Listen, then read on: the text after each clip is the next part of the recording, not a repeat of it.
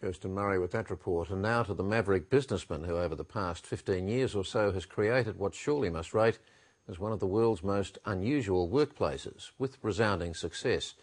Brazilian entrepreneur Ricardo Semler turned business convention on its head when he took over the relatively small family engineering firm Semco, introducing a radical form of participative management, giving workers a rather extraordinary say in the running of the company. As one of Latin America's fastest growing companies, Semco's workforce has gone from a few hundred to 5,000. The turnover had grown from about 40 million a year to more than $1 billion, and the profits just keep going up. The workers set their own wages and productivity targets and select their managers. And now Ricardo Semler is applying the same principles to school, again with startling effect. I spoke with the Brazilian business guru, also the author of 2 best-selling books, after a business conference at the Gold Coast.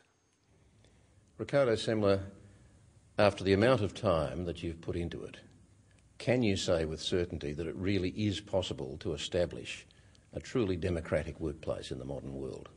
Oh, absolutely. I mean, if I went back to the company today and said, do these 5,000 people look like exactly the kind of people with the kind of happiness that I'd like to see, enthusiastically getting up on Monday morning and going to work? I said, no. Do they have enough power to actually change alone the path of this or that? Probably not. But it's an experiment that after 25 years and 25 years of growth in all kinds of conditions demonstrates that it's a much more stable mechanism for people working together than the traditional business model. We might just quickly move through a few basic areas and test how democratic a process it is. To what extent is management chosen by workers? Elected? There's no process other than being anonymously evaluated by your subordinates. So there's no process by which I, for example, could choose someone without first having that person be interviewed by his or her future subordinates.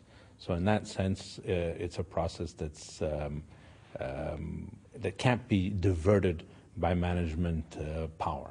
So if his or her subordinates gave the thumbs down, that person would not get the job? They would not get the job at all, no. There's no chance of someone being... People will be interviewed for a management job, sometimes by dozens of future subordinates before they actually get the job, and they'll do it 2, 3, 4, 5 times, so that by the time the person's finally hired, everyone knows everything about it. And what about how you arrive at a salary level for any individual worker? Basically, we as a company, we know how much people make inside, outside, and how much we can afford. People know other things as what do they need, what would they like to have at this point in their lives, what do other people make doing other things, and no one has all of these things together. So we give them these 3, and we say to everyone, look, this is what everyone makes in the company. Here's what the company makes in its profit margin, and here's what people make at other competitors. Now, you have everything it takes to tell me what your salary should be. Now, people's first reaction is to say, oh, okay, I'm going to multiply it by 10. But the fact is that in the 6 monthly budget meetings in which people put together their future, also anonymously, we decide whether Carrie O'Brien is worth $8 million a year or not.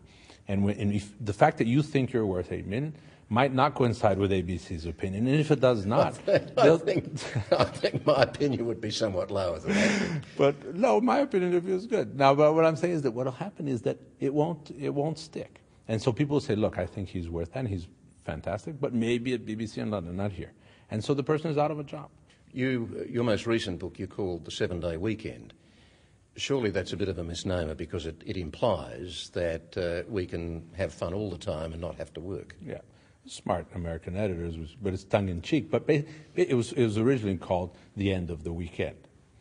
But the whole rationale, of course, is the following. You look at it, you say, oh, I work Monday to Friday, but then on Saturday and Sunday I do what I want, which isn't true anymore.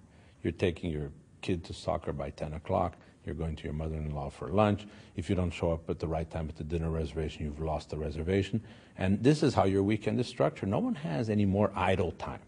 And without idle time, you don't rethink anything. And that's why, we've also, the Semco Foundation, for example, has gone into schooling now, and we have now 2 to 14-year-olds in schools where they don't have to go to class if they don't want to, where their vacation periods are variable and they take them with their parents whenever they want. So what we're saying is it's possible to contaminate the whole system and undo it as well. So tell me about the school system. How well does it work? What is the evidence that it works? What are the goals? Now, 20 days ago, Bill Gates announced that Microsoft, after looking at 100 and something countries, chose 12 schools around the world, and one of them is ours in Brazil, as schools of the future that they're going to try and empower, et cetera, et cetera. There, what we're saying is the following. When you look at your past and my past and anybody's past and say, when did we actually learn something? It was when you were very interested at that exact moment, and there was somebody who was passionate on the other side. Never in any other situation. And so our answer is the following. Do I want a kid who I said to sit down and shut up? Do I want him there? What is the chance that he's going to retain any knowledge? It's very small. So we say, show up when you want to. And when you want to, you will learn enough for all of that time when you would have rather been surfing or playing soccer. And it's very difficult for people to accept. BBC television just went down to film this, and there's a whole area where you can watch DVDs and play video games the whole day long instead of going to class. And so they set up their cameras there. I said, the kids must be here. But the kids don't stay there for very long, because there's only so long you can watch video game before it gets boring. And then at a certain point in time, they come back. And if you make it interesting, for example, our courses are not geometry or physics. Our course is setting up a bicycle. So it's a 3-month course. And you start from scratch and you design a bicycle. To design a bicycle wheel, you need pi. And pi is 3.1416. But if I tell you pi is very important, you think it's an apple pie, right? Yeah. Now, if you want to set up your own, you want to do your own bicycle, the only way to make a perfect circle so that thing does not bounce is if you learn pi.